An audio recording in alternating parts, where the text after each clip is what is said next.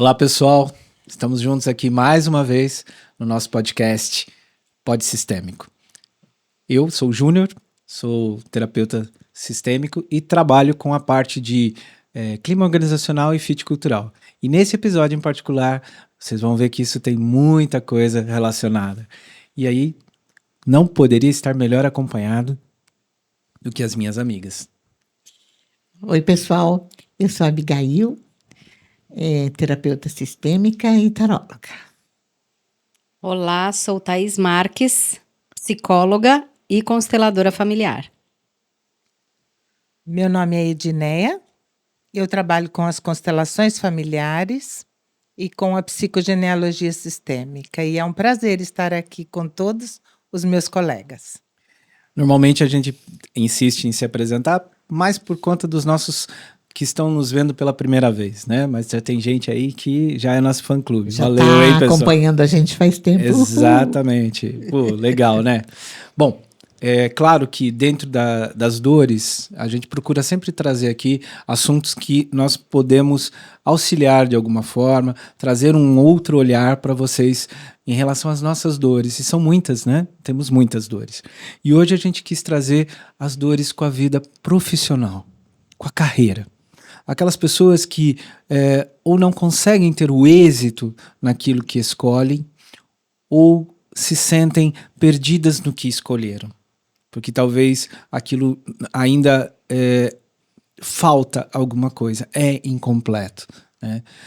Para a gente poder entender essa dor individual, eu acho que a gente precisa também a gente precisa entender o universo profissional onde hoje a gente está inserido, né? A globalização nivelou todos os lugares do mesmo jeito, né? Então hoje o dilema, a dor de um profissional aqui no Brasil talvez seja a mesma de um na Europa ou de um na Ásia, enfim, porque isso virou uma espécie de padrão, né? E como é que a gente e quais são esses grandes fatores que dificultam essa nossa situação da carreira? Primeiro que a gente tem um ambiente competitivo, né? E quando falta alguma coisa e tem muita gente precisando, o que vai acontecer é que começa a haver a deslealdade. Então, competição quase sempre está relacionado a um ambiente muitas vezes desleal. Não totalmente, mas a gente sabe que as pessoas acabam migrando para esse lado. A outra coisa é que é um ambiente dinâmico, né, gente? Volátil. A tecnologia está acelerando tanto que eles dizem, né, que muitas profissões vão desaparecer em 10 anos e tem profissões que vão surgir em 10 anos que a gente nem tem ideia do que vai ser. Nem imagina. Nem imagina, exatamente. E outra coisa é que os ambientes profissionais hoje são muito intensos. Há uma cobrança de resultado muito grande, né? Existe uma necessidade, né? E isso acaba acaba se tornando tóxico. Tanto que a gente está tendo muito aumento de casos de transtornos emocionais. Já tratamos esse tema aqui e a gente sabe que grande parte dele surge do ambiente profissional. Ele é incerto. Isso por conta da tecnologia, né? Então tem muita gente que acha que vai ser substituído pela inteligência artificial e que vai ter um monte de coisa que vai fazer por você, e não é bem assim, né? E ele é um pouco piramidal, né? Cada vez mais parece que tem menos lugar ao sol para quando a gente entra na vida profissional. E por conta disso, a gente acabou tendo assim uns nichos de gerações colapsadas, sabe? A gente tem um problema de etariedade nas duas pontas, ou você é muito velho para trabalhar, não quero mais você, porque você não está em sintonia com esse mundo digital, e nem sempre isso é verdade, né? Ou você está lá na ponta inicial. Ah, não, você não tem experiência. Ah, eu estou contratando estagiários com experiência. Ué, mas o estágio não é para conseguir experiência? Então, a gente tem esse problema de etariedade desses dois grupos. A gente tem o grupo do meio, né, que seria a geração Z, que é a geração que está produtiva neste momento, ou a maioria, né, que é aquele pessoal que eu falo assim, tá correndo atrás da cenoura. Sabe que eu ponho a cenourinha na frente do burro para ele... Você vai correndo atrás de uma coisa que você nem sabe se você vai alcançar, e provavelmente não, né? Às vezes acaba sendo uma ilusão. E, finalmente, tem aquelas gerações que estão sem propósito, que estão olhando para todo esse cenário e não se encaixam, né? Que são justamente essas novas gerações que estão construindo novos valores, que estão querendo encontrar outras coisas dentro da sua atividade profissional, que não seja essencialmente dinheiro ou posição. E é claro que isso vai gerar uma infelicidade no trabalho muito grande. Então, que dores que a gente acaba identificando diante desse caos todo que a gente conversou? Ou a gente tem aquele cara que eu chamo de o eterno hóspede na casa dos pais. É aquele cara que não consegue iniciar nada, não consegue construir nada. E muitas vezes não é por falta de capacitação ou por falta de qualificação, mas ele fica só no ensaio. Ele não vai pra frente, nada ele faz. Pra quem é do tempo do Chaves, né? Dá uma de Jaiminho, eu quero evitar a fadiga. E tem aqueles outros que são os flutuadores. Os flutuadores de carreira e os flutuadores de empresa. Nunca estão satisfeitos. Nunca conseguem encontrar seu lugar. Fica trocando constantemente, aí acha que o problema é primeiro ele fica trocando de empresa, aí ele acha que o problema é a carreira, daí ele troca de carreira. E aí faz de novo a mesma coisa. Começa a trocar de empresa dentro da segunda carreira. E assim ele vai e ele não constrói nada, porque ele não para em lugar nenhum. Ele não para em lugar nenhum. Então, gente, esses foram as dores que eu consegui identificar, eu consigo identificar na maior parte dos atendimentos que eu faço de orientação de carreira, de recolocação e tudo mais. E, puxa, acho que é um assunto muito rico, eu queria que vocês começassem conversando sobre isso, né? Por que será que a gente tem essas duas dores tão presentes na vida profissional das pessoas hoje em dia? Tem dois tipos de pessoas aí, aquelas que começam cedo no mercado, que é para sair de casa e vai para qualquer lugar e vai aí construindo uma carreira que às vezes nem é aquilo que ele imaginava ou esperava ou sonhava, ou às vezes nem imagina e nem sonha mesmo, mas é levado a fazer. E aqueles outros que às vezes a gente vê criança e fala assim, nossa, já sei, eu quero ser isso. E ela vai atrás daquele sonho, daquele objetivo dela, né? Então a gente pode falar dessas duas pessoas também que entram no mercado de trabalho desse jeito. E são saudáveis, né? No caso dessa criança que tem já uma determinação, eu entendo que ele é um profissional saudável. Porque ele já sabe, será que não? Não, eu acho necessariamente. não. Eu acho que cada caso é um caso, porque às vezes também ele pode achar que aquilo lá é um sonho e descobre, depois vive um tempo aquele sonho e depois muda. Porque a gente está falando de pessoas que mudam o tempo inteiro, que podem ressignificar a sua vida, né, a todo momento. Então, às vezes, aquilo que trazia uma satisfação para ela pode chegar num momento e falar, nossa, isso não faz mais sentido para mim. Então, eu entro numa nova fase até para trocar de carreira, né? Eu me permito vivenciar outras coisas, experimentar outras coisas. E aí, a questão é como eu lido com essas dores, até da frustração do meu processo de ter que reiniciar de novo uma carreira, né? Às vezes até essa questão etária, né, que você falou, já numa fase da vida onde eu já não sirvo para nada e eu preciso encontrar uma nova carreira que me sustente ali. E às vezes, desculpa. Não, pode falar. E às vezes a pessoa, ela sonha a vida toda, né? Ela sonha, obrigada. Ela sonha a vida toda. Ela chega na época de entrar para a faculdade e quer fazer medicina, e o pai chega e diz, nós somos uma família de engenheiros. E faz o filho fazer engenharia, né? Então, mas eu tenho uma situação na minha casa, o meu filho mais novo, ele não sabia ler e ele queria estudar o corpo humano. Ele tinha livros de corpo humano e ele queria estudar os livros e ele não sabia ler. E eu passava na porta do quarto dele e ele estava sentadinho, mas, nossa, pequeno. Ele abria o livro errado, de ponta cabeça. E eu fui lá e virei o livro, a hora que eu fui falar boa noite, falei, filho, tá de ponta cabeça. Ele falou, mãe, corpo humano não tem ponta cabeça. Tanto faz. E tudo bem. E aí ele cresceu e tal, e sempre falando isso. E isso é da cabeça dele. A minha família não é uma família de médicos.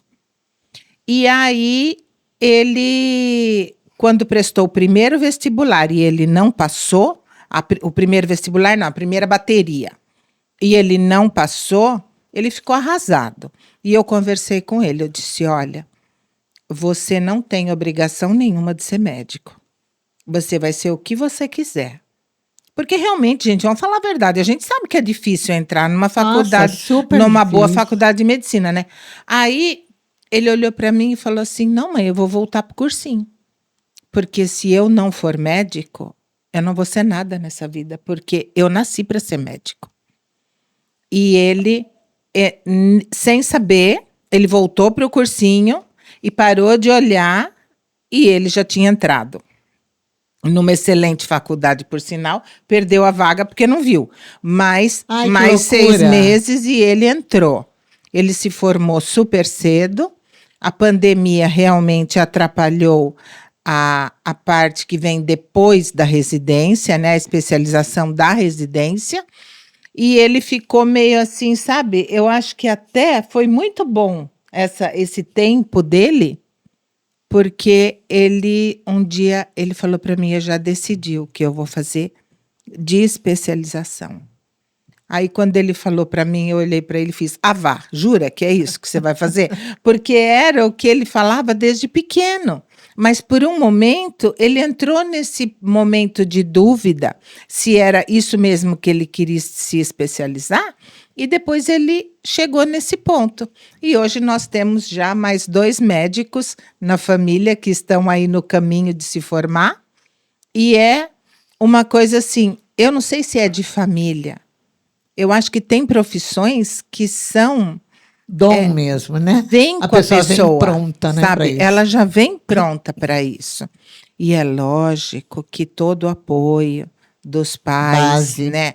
A base ajuda muito, Sem dúvida. porque é muito complicado esse negócio de profissão, né? E até para os próprios adolescentes, né, que estão na fase de escolher o que eles vão ser quando crescer, porque é aquilo, né, a pressão é muito grande, o que você vai ser quando crescer. Poxa E é vida, uma idade que Mas você ainda não não sabe tem nada. condição. não tem. Eu acho muito cedo, com 16 anos, ter que escolher alguma coisa para o resto da vida. Muito. Eu lembro que uma pessoa respondeu, não sei aonde que eu vi isso, né? Que, poxa vida, ao invés de você perguntar, né, pro seu filho o que ele vai ser quando crescer, que tal só olhar para ele e falar, né? Que tal ser humano?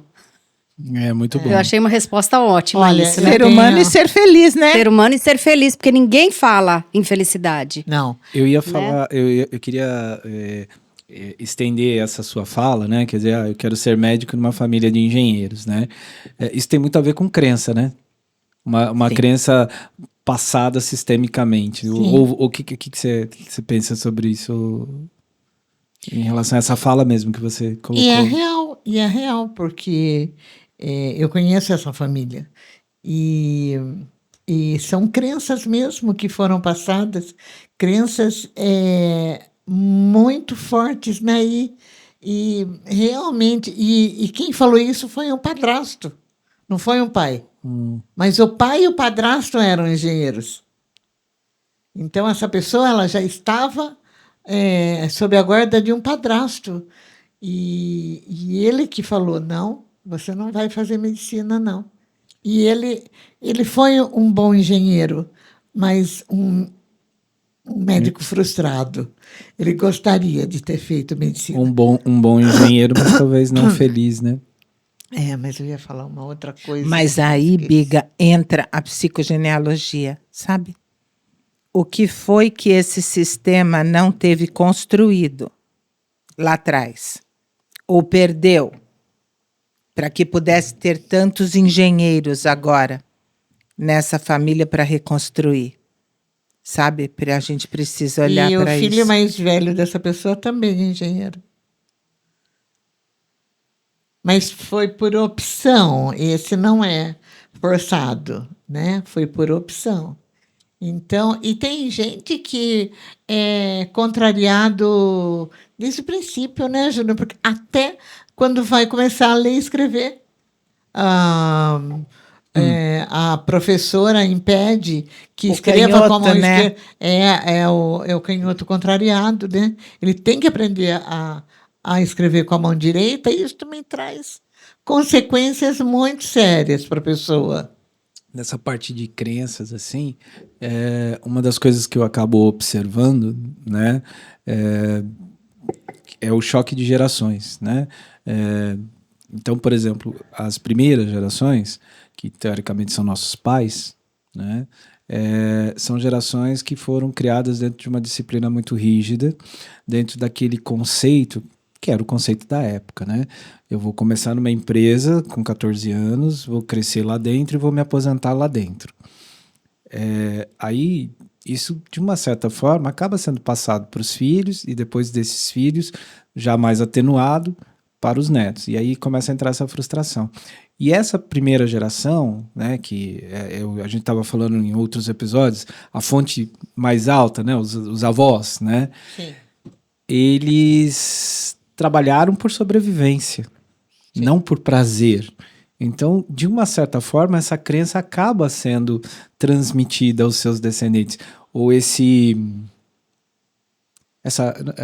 qual seria a palavra?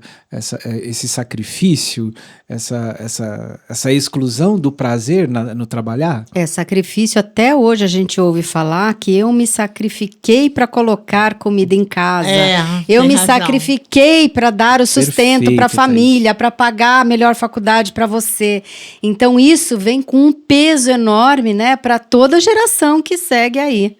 Sim. Quer dizer, eu não tenho direito de fazer o que eu gosto. Aham. Eu também tenho que honrar esse sacrifício. Sim. E também vou sacrificar o meu bem-estar, o meu prazer, a minha satisfação, porque eu estou sendo cobrado disso, Sim. né? E às vezes de uma forma até inconsciente, né? Inconsciente, na maioria das vezes. Porque quem fala isso está falando dentro do cenário da geração dele. Então ele acha que isso está funcionando para essa geração. Acaba não acompanhando, né, essa transformação. E agora talvez essa regra já não é mais válida, vamos Sim. dizer assim. Mas você fala isso com aquele intuito de dar segurança para o teu... E você, por sua vez, fica pressionado. Né? Mas eu quero ser youtuber.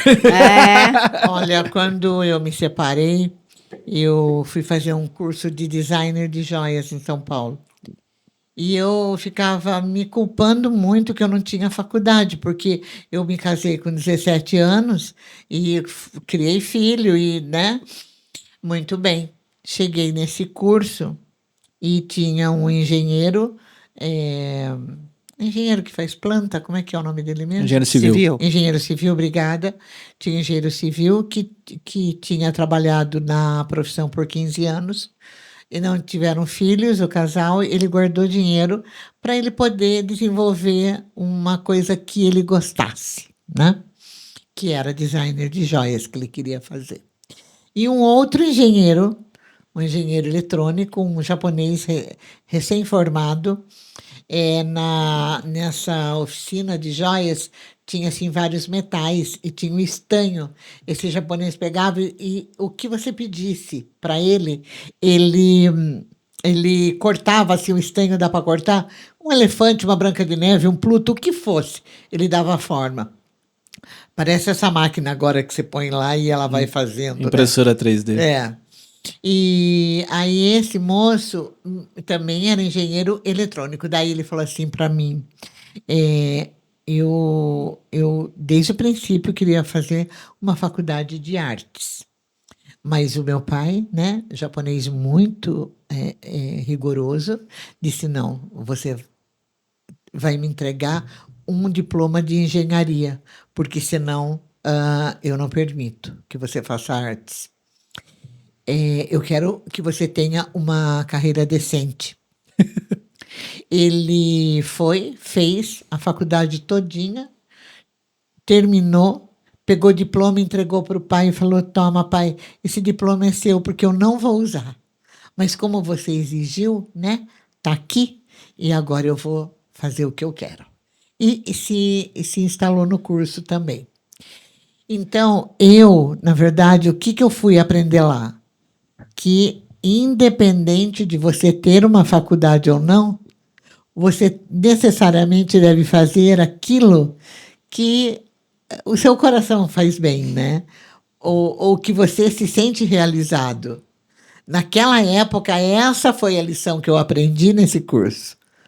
Que eu podia voltar e sustentar meus filhos, sim. Essa é uma das lições.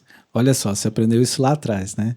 Você acredita que essa é uma das coisas mais difíceis dentro, porque a primeira coisa que eu faço quando eu estou trabalhando uma recolocação,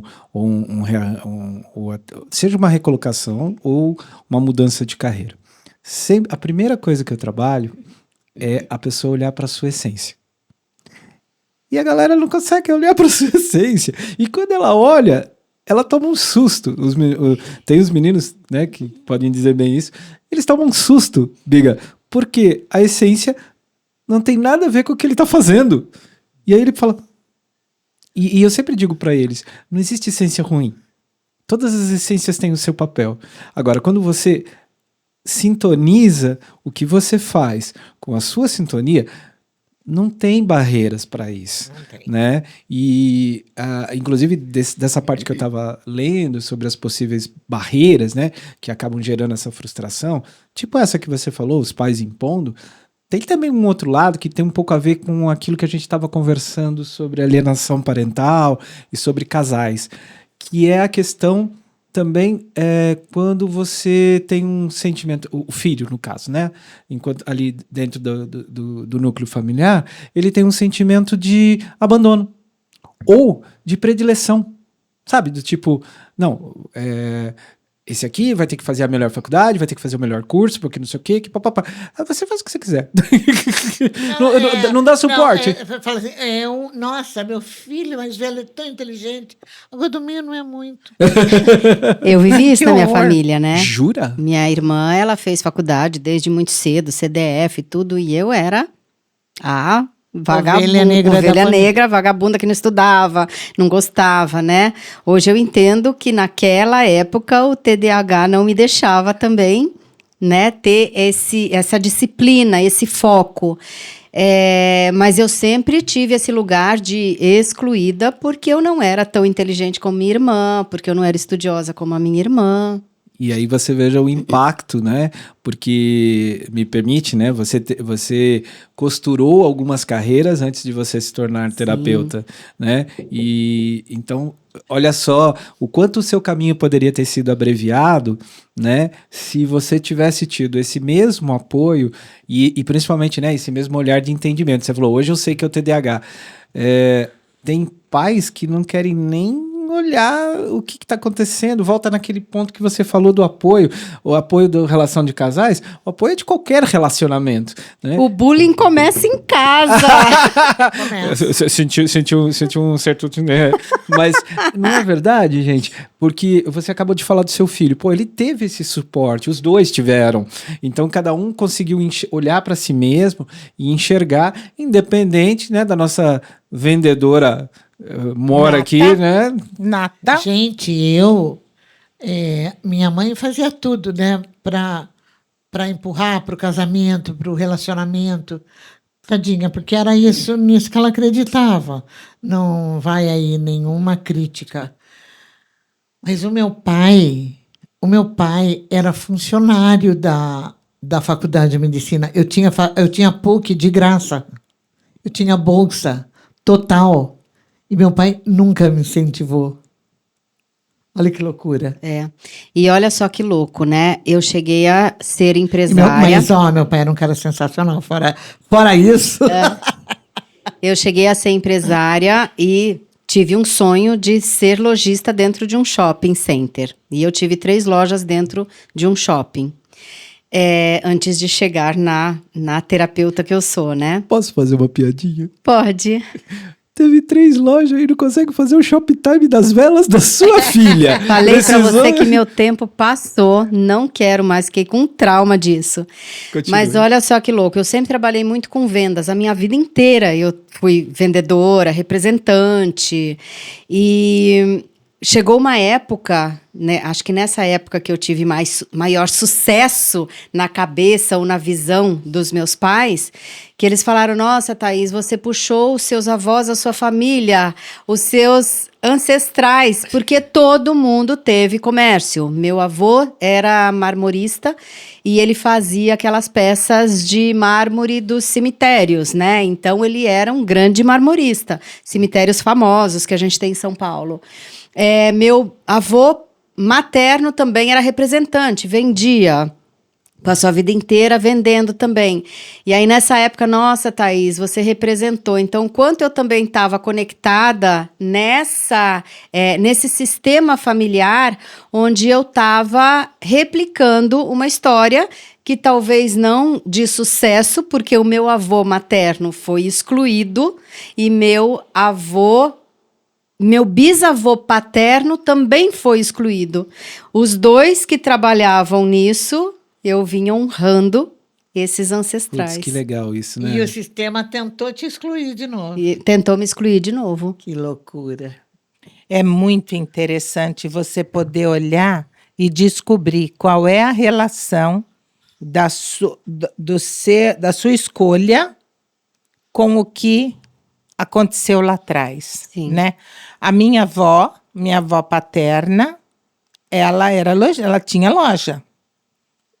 Precária, não como se tem loja hoje, também os tempos eram outros, mas ela tinha loja e ela gostava do que fazia e foi tudo super assim, super certinho, sabe? Aí depois chegou uma época que ela não quis mais, mas eu amo o que eu faço, embora a minha primeira formação seja de administração pública. E um dia, numa aula, que nós falamos aqui da nossa mestra Vera Bassoi, ela estava falando justamente sobre essas profissões que a gente traz, né?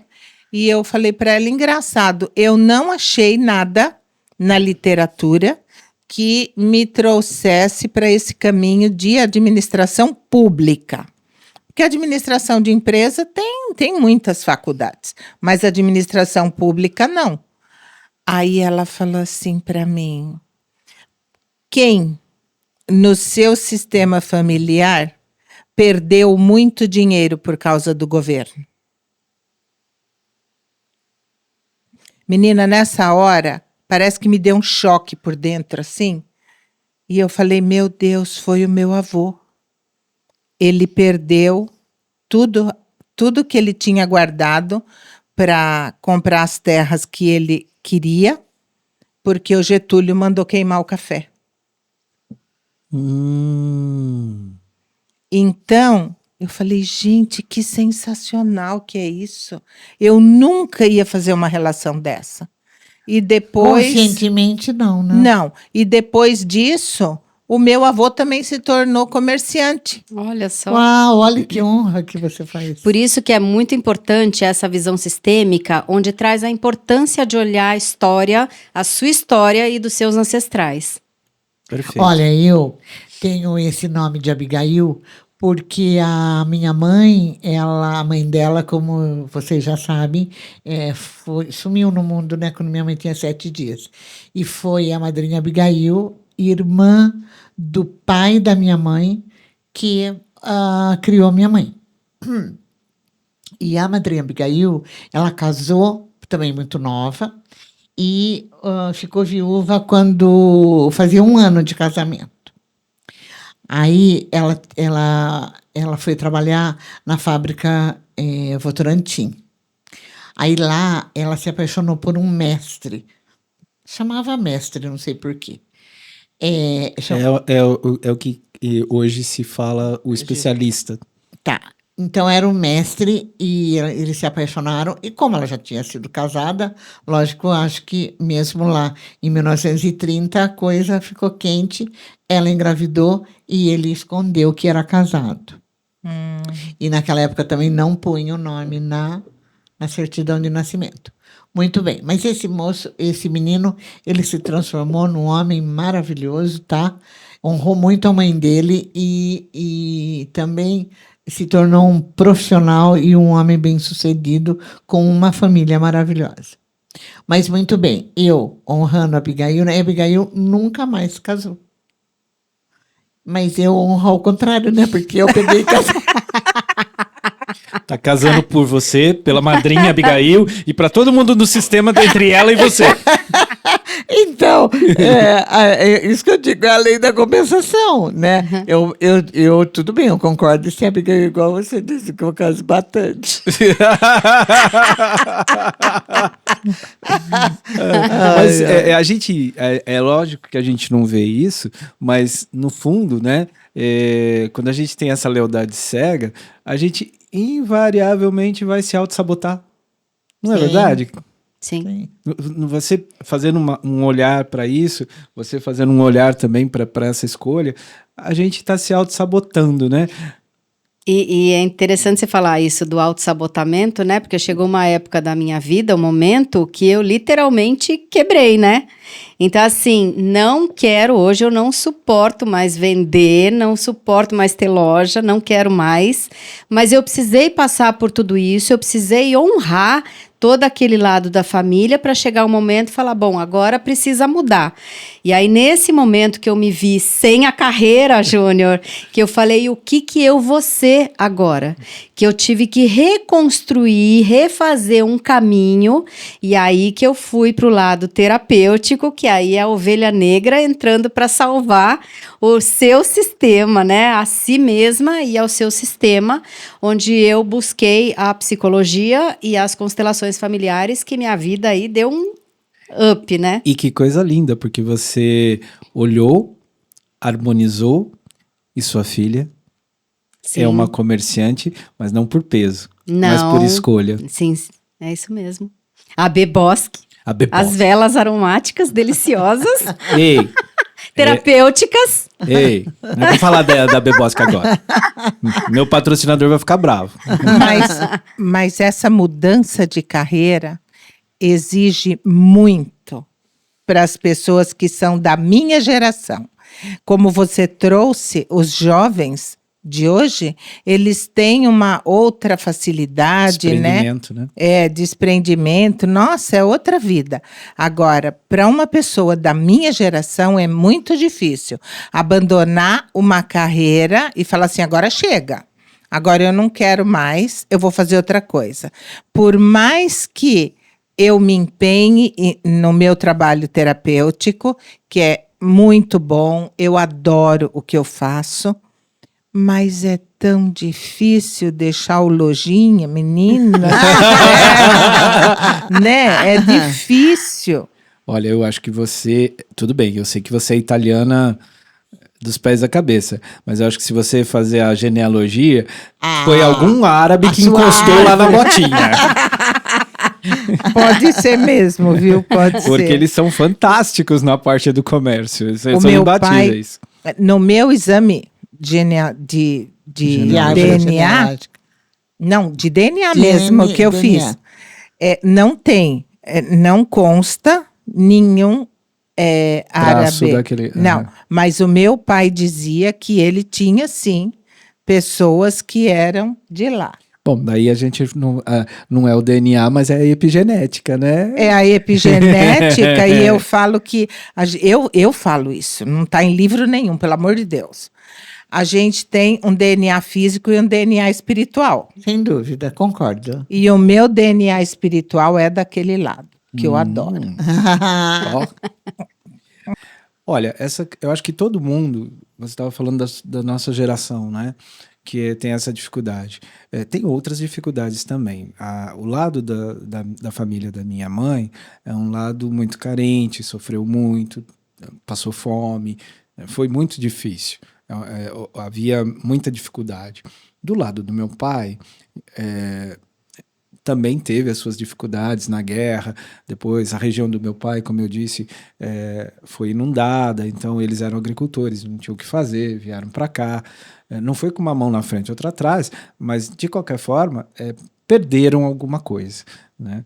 E você estava falando do médico frustrado, eu sou o veterinário frustrado. né? Porque minha vontade era fazer veterinária, mas veterinária era tão cara quanto medicina. E minha família não tinha condições de fazer isso, né? Então eu acabei, olha que engraçado, né? Honrando exatamente essa crença. O que eu fiz? Eu escolhi um segundo tema que não tem nada a ver com veterinário, né? Eu acabei escolhendo tecnologia, ainda bem. Mas por quê? A tecnologia era a profissão do futuro. Eu saí, né, não vamos dizer, não deixa de ser humanas, né? Veterinária ou biológica, sei lá. Mas eu saí de um eixo, fui para o eixo de exatas, porque eu escolhi uma profissão do futuro, porque eu precisava fugir da falta, né? Do passado. Do passado, da pobreza, na verdade, né? Aham. Eu tomei uma decisão, me dei muito bem, graças a Deus, deu tudo certo, mas eu ainda queria cuidar de cachorro. Nada impede. Isso é verdade. Nunca é tarde enquanto a gente está aqui. É verdade. O Roberto Marinho inaugurou a Globo com 65 anos e foi trabalhar quase até 100 todos os dias. Então, não tem idade para a gente começar nada. A gente pode começar qualquer coisa em qualquer idade. Mas aí entra de novo aquilo que a Edneia falou. Eu sou de uma geração diferente da de vocês. Eu estou ali, na verdade, no limiar das duas gerações, mas para mim também tem essa dificuldade, porque eu estou mais próximo da geração anterior do que da ponta da geração. Mas olha, gente, eu acho que em qualquer idade e pessoas de qualquer geração, quando vão fazer uma transição de carreira, é extremamente difícil. Sim. Porque gera muita insegurança, o medo do novo, a insegurança se vai dar certo. Isso tudo independe da geração. Mais ou menos, viu, Biga?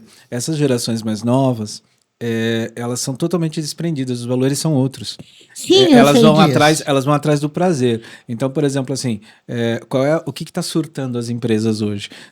Eu não consigo reter talento. Porque como é que eu retiro o talento da nossa geração? Grana e status. Esses caras não querem nem grana e nem status. Eles vão atrás de outras moedas. Eu, por exemplo, quando estou na gestão da empresa, né, como um gestor da própria empresa, não como consultor, mas também como consultor a gente tenta trazer esse conceito de fit cultural. Né? Falei, olha, se você vai trabalhar com essas gerações, a sua moeda não pode ser essa. Então você vai ter que reestruturar totalmente o seu pensamento, porque a moeda de pagamento para ele vai ser outra. Ou é conhecimento, ou é interação, ou é trazer as atividades que ele gosta aqui para dentro e misturar isso, né? Então, assim, tem novas ferramentas que você tem que usar para trazer essa galera. Porque essa galera troca, Biga, muito fácil. Sabe por quê? Porque não tem a menor noção do que é a profissão escolhida na realidade. Eu tinha um amigo muito querido, tenho ainda, porque ele está vivo, mas a gente não se vê há muito tempo, que ele dizia assim, eu gostaria de montar um lugar onde o jovem, aquele que quer ser médico, fosse fazer lá um estágio. E qual seria o estágio?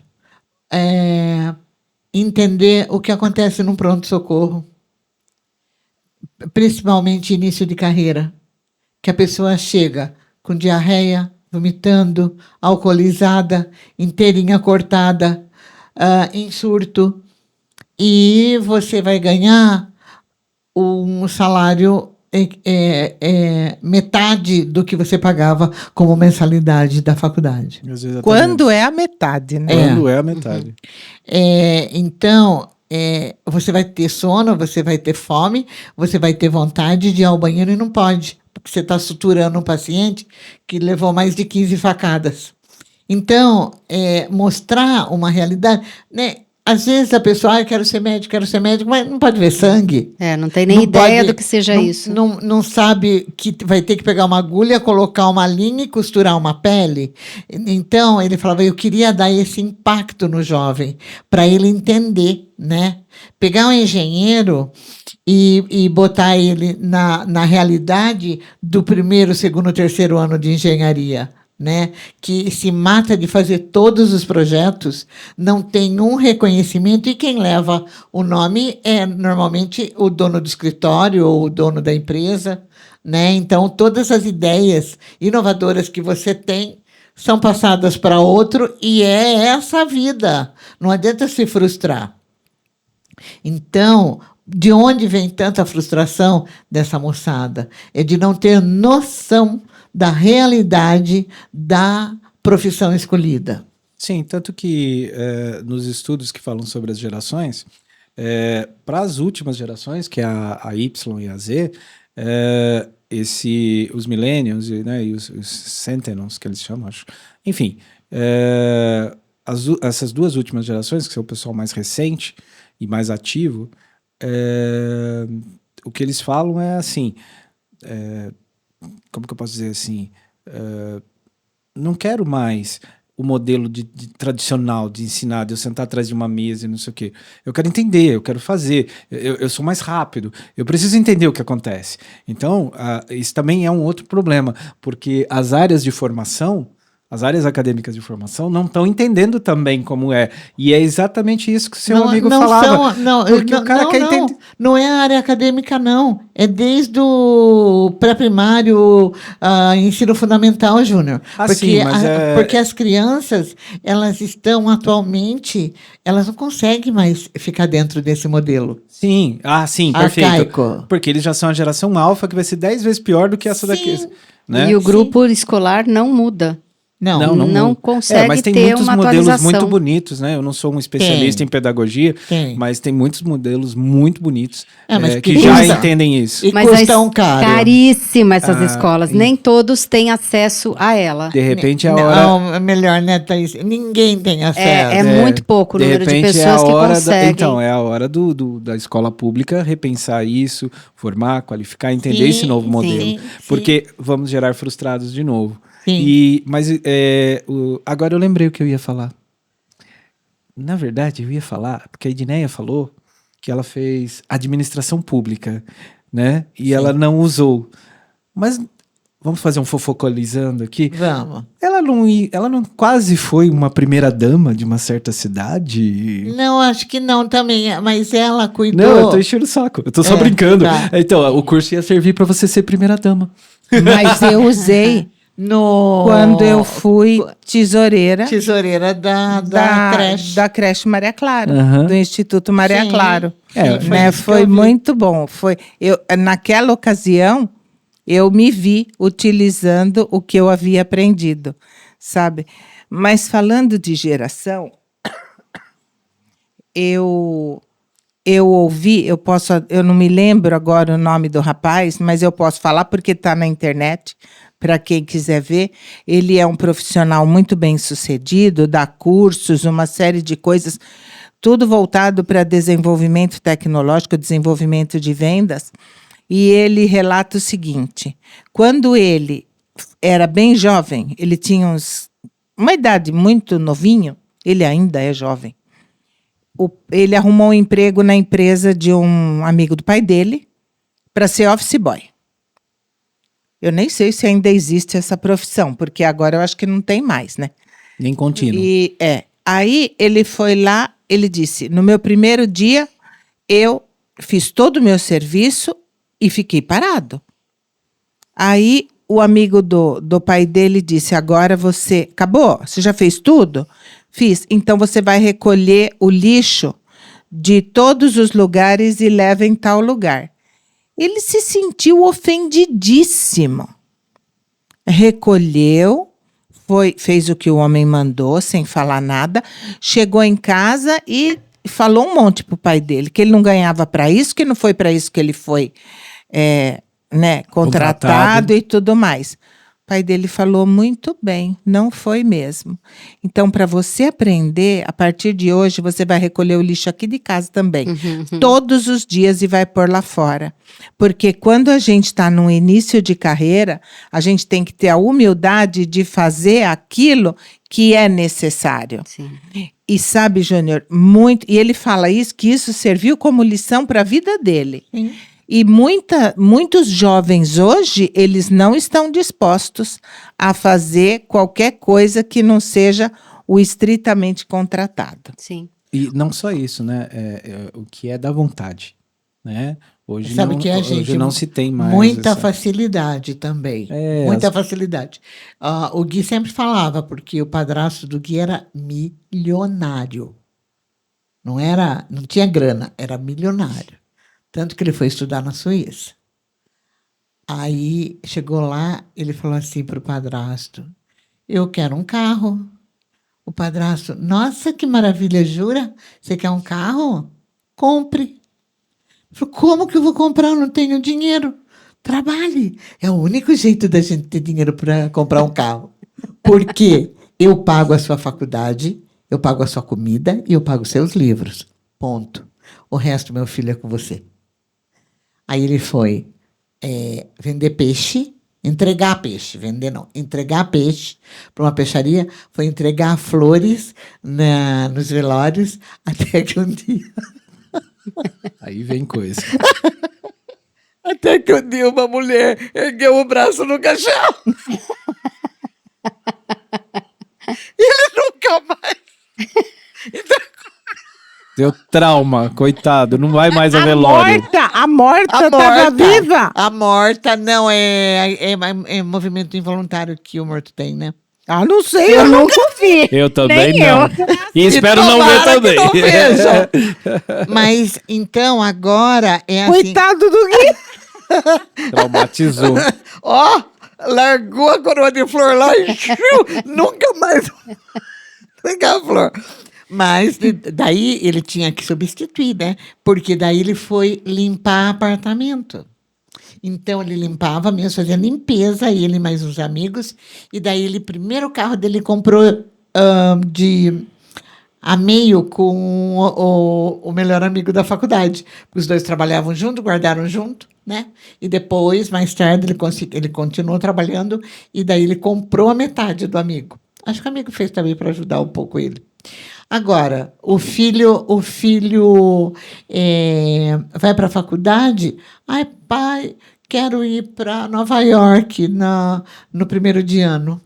Lógico, filho. Eu quero um carro tal. Vai lá na agência escolher, filho. Sabe? É muita facilidade. Mas para uma realidade menor, né? A grande maioria entra no processo de frustração, que é do tipo, ok, a gente abriu 1 milhão de faculdades particulares, demos créditos e tudo mais, mas ninguém olhou qualidade, né? Aí, sim. beleza. Aí você tornou acessível um sonho que todos têm, que é do ensino superior. Beleza. Aí jogou no mercado. Você tem demanda para tudo isso? Não. Você tem lugar para todo mundo? Né? Esse piramidal que a gente conversou. Você qualificou mais gente do que o mercado tem para absorver. E aí as pessoas... Aí você gerou uma frustração em escala coletiva. Coletiva. Porque as pessoas lutaram para ter aquele curso e não vão usar. Pagaram caro. Exato. E em compensa- Aliás, ficam endividados, né? Porque depois tem que Fiesp, pagar. tudo. E em compensação, hoje você não tem mais técnicos. Técnicos bons para fazer um monte Faz de falta. coisa que faz Exato, falta exato. e não tem. É a gente olhar de novo, é isso que eu estou te falando. E esse é um trabalho que eu considero muito importante, que a minha vivência dentro das empresas demonstra, e é por isso que eu me encontrei com o pensamento sistêmico, porque eu sou gestor há muitos anos, né, há décadas, e eu tinha algumas situações, como gerente de projetos muito grandes, às vezes eu tinha que reunir equipes multidisciplinares, às vezes até de países diferentes, e aí você pegava, lógico, os projetos eram muito caros, então você trazia os melhores profissionais. Então você tinha o melhor engenheiro, o melhor financeiro, o melhor de processo, etc. Enfim, aí juntava todo mundo numa mesa. 2 pessoas, que são as the best, né? Nunca se viram. Eu fui entender isso muito tempo depois. Nunca se viram. O santo não bate. Nunca se vira e já começa a não se dar bem. E aí você não entende por quê. E eu não entendia por quê, né? E aí, esses dois ficavam no né? E eu usava todas as técnicas que a gente conhece, né? Vamos dizer assim, técnicas corporativas que a gente usava. Eu não conseguia fazer esses dois trabalharem alinhados. E eu precisava disso para o êxito do projeto, né? Então, eu sempre senti a carência de uma ferramenta para me explicar isso. Porque eu falava assim, gente, eu já usei tudo que eu conheço e que há de boas práticas no mercado com um, com o outro, e não há o que eu faça esses dois se entenderem. E não existe uma razão, né? Quer dizer, se você falasse assim, esse aqui prejudicou ele num ponto, ou o contrário, mas não, eles eram absolutamente bons, nunca se encontraram e não gostavam não gostavam de trabalhar juntos, não se suportavam. Quando eu fui conhecer o pensamento sistêmico, me abriu essa grande, né? Foi a grande abertura para mim. Porque daí eu entendi que eles estavam...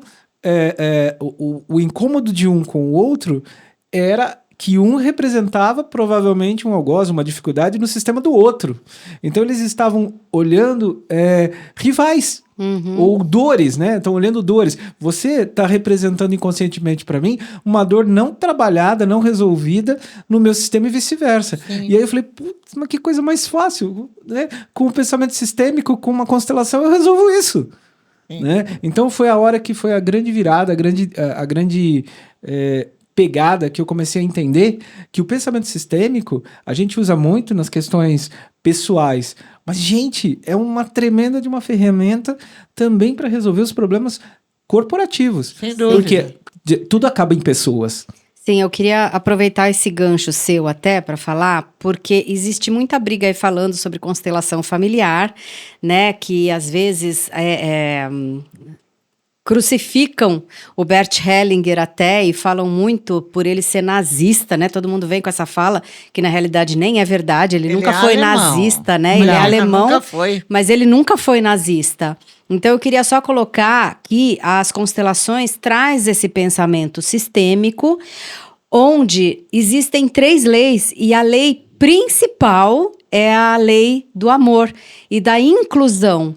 Então, quando a gente começa a se familiarizar com esse pensamento sistêmico, onde o grande linguajar dela, né, é o amor maior, um amor universal, a gente passa a entender essas outras 3 leis que ele fala, que serve para a nossa vida, tanto na carreira, quanto na vida pessoal, tanto na vida, enfim. As ordens do amor. As ordens do amor é muito importante porque elas automaticamente fazem parte. Não, eu ia falar, a instituição, a corporação, a empresa, do tamanho que for, ela é um sistema. Sim. Ela é um sistema. Então, tudo se aplica. E é assim, né? Quando a gente fala de carreira, quando a gente fala desse sistema empresarial, a fonte principal ainda é a familiar, né? O Bert tem uma frase muito interessante sobre isso. Ele fala, até anotei aqui, aquele que não tem êxito com a mãe, não encontrará êxito na profissão. E quem é a mãe? É a fonte. É a fonte principal. A que nutre. A fonte da vida, a que né? acolhe, né? E aí, uma pessoa que não tem isso muito bem resolvido, muito provavelmente, né, é o que o Berto está falando. Então, e aí foi a grande sacada, sabe? E aí foi a parte que eu achei mais legal. Mas, só fazendo um pequeno parênteses, mas eu acho que é legal agora a gente falar também como é que a constelação, né, e o que o Bert nos fala para resolver essas questões, né? Porque parece imagino que quem não conhece muito de constelação deve estar falando, então é um problema sem solução? Eu estou no determinismo de frustrar? Estou no determinismo de seguir o meu sistema? Não. É exatamente o que a constelação mostra. De libertar você de tudo isso. De você olhar para isso e conseguir reconectar, arranjar tudo isso. Ele traz a possibilidade de ver aquilo que não foi visto, né? Então ele traz uma história através das nossas células, das nossas memórias, da nossa história que está gravado, né? Nesse registro acástico. Depois você pode até falar um pouquinho sobre isso, Edneia, que fica gravado nesse sistema, onde a gente tem a possibilidade de olhar aquilo que não foi visto, ou não reconhecido, ou não lembrado, ou alguma coisa assim, para poder mudar essas fidelidades ocultas, essas situações, às vezes, de dificuldade que a gente passa. A gente tem a possibilidade de olhar para esse oculto e ressignificar com uma nova maneira de um novo olhar. E eu aproveito agora para falar dos nossos patrocinadores gentis, né? A Ethos é uma empresa totalmente voltada justamente para esse suporte. Então eles estão eles desenvolvem um leque de atividades, a unidade deles lá em Piedade, né? E é muito legal porque eles são bem completos, né? Acaba sendo o suporte artificial dessa mãe que nutre, né? Só que de empresa para empresa, né? E que é muito legal, porque ela tem lá todos os processos de exames admissionais, de exames obrigatórios. Eles fazem toda a parte de documentação e interação com o governo, que hoje não está fácil, né? Essa integração que houve dificultou muito essa situação. E eles fazem toda essa parte. Segurança do trabalho. Eu ia falar, a parte de segurança do trabalho, o treinamento, a capacitação. Ou seja, ela capacita mesmo. Exato, é uma empresa que está ali.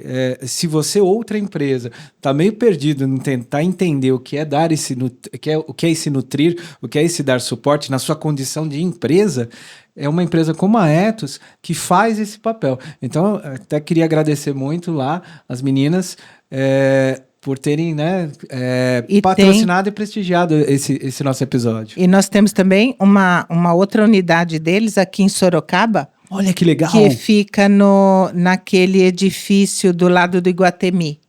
O Business? O Business, o Iguatemi Business. Então, eles têm uma outra unidade ali.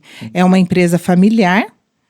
E muito que a gente observa que eles estão um passo adiante. Sim. Nessa necessidade toda. Esse olhar é o que eu estou te falando. Fazendo ali, pelo menos num primeiro momento, esse nutrir, né, que o Bert está falando, né? Obviamente olhando só para o lado institucional, mas que quem vai ser beneficiado são todas as pessoas que fazem parte das empresas clientes, né? Então, muito legal. Ethos, obrigado. Foi muito bom vocês nos ajudarem aí, a cortesia toda de vocês aí com a gente. Mas legal eu queria finalizar, né? Porque é isso que eu estou querendo dizer. Então, estou determinado? Não está determinado. Você tem um novo olhar. Tá bom. Tá bom, posso entrar agora? Claro, entra. Entra. Quando você traz a fala de registro acástico, todas essas informações que as pessoas vão acessando nessas mudanças de carreira, nessas situações de decisões, elas estão no seu campo de informações, né? O campo de informações é denominado de campo mórfico. Então, é muito importante, por isso que a gente vem falando todo esse tempo, como é importante ter o conhecimento familiar. Sim. Conhecer o que aconteceu na sua família, conhecer a sua história, porque isso facilita muito, até na tomada de decisões. Sim, sem dúvida. Porque eu posso sim ser comerciante como a minha avó foi, ou eu posso falar para ela, muito obrigada. E de agora em diante eu vou te honrar de outra forma. Exato. Muito bom. Né? A minha avó era benzedeira, eu constelo. Mas então, né? Cada um sim, fazendo a sua parte. Perfeito. E quando o Bert traz essa fala, né? É uma coisa muito interessante, porque se eu tô com essa deficiência, com a minha mãe que não nutre, ou com o meu pai que de alguma forma não me impulsionou, ele foi passivo de alguma forma, com alguma condição. Primeiro, gente, eles viveram uma outra realidade, era uma outra situação, é um outro olhar. Ninguém aqui é culpado de nada. Isso é muito importante as pessoas entenderem. Os pais deram a vocês o melhor do que eles tinham para dar para vocês. O melhor, eles fizeram o melhor possível deles. Mas o que eu quero dizer é que muitas vezes essa ausência do nutrir ou essa ausência do empenhar acaba fazendo esses flutuadores ficarem reivindicando dos seus colegas de trabalho e até mesmo dos seus gestores a posição do pai, né? Reivindicando o que ele acha que merecia e não recebeu, ou do seu pai ou da sua mãe. E aí não para mesmo, né? Vai ter problemas de conflito em tudo quanto é lugar. Sim. E você falou, Júnior, também dessas pessoas que ficam em casa, né? Culpabilizando também os pais, às vezes não tem essa força, mas ainda olhar para si, né, a responsabilidade, às vezes não tem força, ok, mas você está vendo que tem ali um limitador na sua vida. O que você faz daquilo? Você vai passar a sua vida inteira na vítima, esperando alguma mudança ou esperando que esses pais que você deseja desçam na terra algum momento, ou você vai se responsabilizar por aquilo e vai assumir a sua própria vida? Exato. Muito bom, Thaís. É isso mesmo, porque é fácil, né, a gente botar a culpa no outro. Aliás, como diz o grande pensador contemporâneo Homer Simpson, a culpa é minha, eu coloco em quem eu quero. Mas foi bom você falar isso, porque é assim, consegue ir com mais facilidade, porque eu dei o meu exemplo aqui agora, consegue ir com mais facilidade para honrar a minha avó, né? De uma forma e de outra, porque eu tive uma mãe que me nutriu. Isso! Entendeu? A participação dela foi fundamental para me dar força para poder olhar para isso e seguir da forma que for melhor para mim. E é importante também falar que você teve essa mãe que te nutriu, mas tem muitas pessoas que não têm nem a mãe verdade. E nem o pai que nutriram. Então, aonde você vai buscar essa força? Você pode buscar na sua avó, no seu avô paterno, Bisavó, na sua avó, bisavô. avô materno, nos seus bisavós, e aí vai. Inclusive eles podem... Porque essa força existe. E Sim. fica muito claro nos nossos eventos, quando a gente vai fazer o quê? A gente harmoniza as pessoas nos nossos eventos com o masculino saudável e o feminino saudável. Sim. Exato. Se aquela geração não conseguiu tomar isso não significa que você não pode ir até o masculino saudável. Muito ao contrário, E até o pode ir feminino. até aí e além. Exato. Muito bom. Mas aí, a pergunta que não quer calar para esse povo que deve estar aí surtado, falando assim, meu Deus, então eu vou ser obrigada a fazer igual o meu pai, igual a minha mãe? Não. O Bert dizia que quando você está nesse momento de conflito, ou de frustração, ou de paralisação na sua carreira, ele fala que você tem que olhar para os seus primeiros êxitos, né? E quais são os nossos primeiros êxitos? Quando você nasceu, porque você fez um esforço danado e sozinho, né? Segundo, tomar a sua mãe, ou seja, nutrir-se e tomar o seu pai, com aquilo que eles podem lhe dar. Só que lembrando que o tomar a mãe é a mãe e todo o sistema que está atrás dela. Tomar o pai e todo o sistema que traz. Então, gente, parece tão difícil, mas na verdade é terapêutico e muito legal, né? Muito mais fácil. Sim, e lembrando, né, que esse tomar a mãe e tomar o pai não tem a ver de você ir lá, né, e dizer amém a eles, a nada disso, né, a Corvai, mesmo se eles foram pais ausentes ou tal, mas é assim, é olhar o que foi no limite deles e aceitar aquilo que não tem como mudar o passado, né? E aqueles pais não vão ser aquilo que você idealiza ou sonha. Eles são o que eles são. Então, o que você pega de melhor daqueles pais que com certeza teve algo que serviu para você, você pega aquele melhor para poder olhar para essas três coisas importantes e servir como nutrição para você seguir a sua vida. Como você mesmo disse, né? Assumir a responsabilidade do meu destino. Meu Aham. destino não é a palavra, mas da minha trajetória, da minha jornada. Sim, E me apropriar das forças, porque elas existem, elas estão em você. existem. Você é a melhor versão, como eu costumo falar lá no videozinho de instrução, você é a melhor versão dos seus dois sistemas, né? Você pode ser a melhor versão sim, se obrigado. você Sim, escolher perfeito. ser. Exato, obrigado, bem colocado. E aí é para isso que a gente tá aqui, né? Nós 4 estamos aqui. É isso aí. Pessoal, vocês gostariam de colocar mais alguma coisa? Acho que foi colocado Eu acho tudo. que- Pra mim tá ok. Para mim tá ótimo também. Legal? Perfeito. Bom, gente, qualquer comentário, qualquer dúvida, enfim, qualquer depoimento, gente, coloca lá nas nossas redes sociais, coloca nas nossas plataformas. A gente vai ter um prazer enorme de trazer, né, um esclarecimento, um detalhamento daquilo que você nos perguntar. E pode sugerir algum assunto ou tema que você acha relevante a gente falar, pode trazer que nós Vamos Vamos considerar, claro. considerar. Segmento. Tá certo? Gente, obrigada. Muito obrigada. obrigado, gente. Tchau. Até mais. E aí, tá gostando do nosso canal? Curtiu o episódio? Então não vai se esquecer de se inscrever, curtir, comentar e compartilhar. E para que você saiba de novos episódios, ativa o sininho.